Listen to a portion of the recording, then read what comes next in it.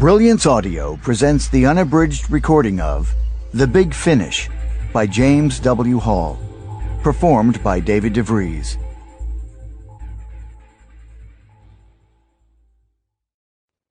The greatness of a nation and its moral progress can be judged by the way its animals are treated. Mahatma Gandhi. Never wrestle with a pig.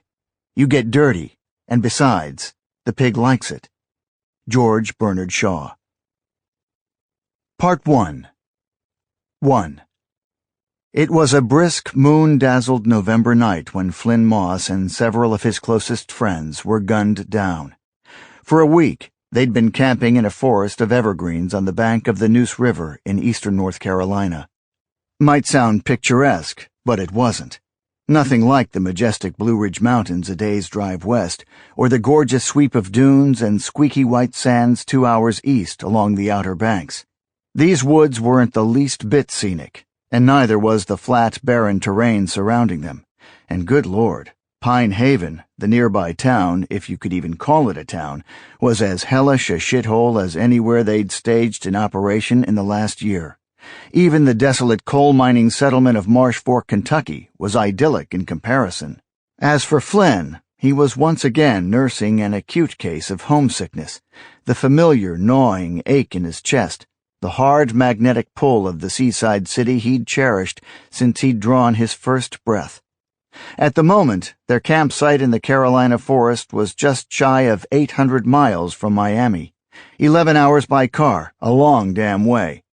But somehow it felt even farther, like suspended animation would be required to travel the light years back home to the blue waters and soothing sunshine and those exquisite breezes flavored with nutmeg and cloves and ripening mangoes.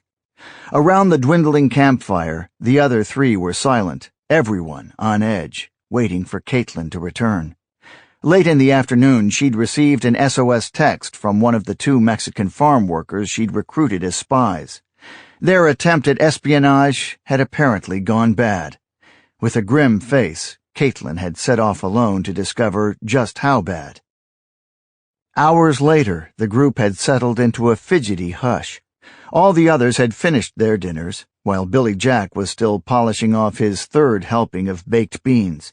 A brawny guy with black hair and a neck thicker than Flynn's thigh, Billy Jack had played football for Auburn. But after shattering an opponent's jaw in an on-field brawl, Sample complete. Ready to continue?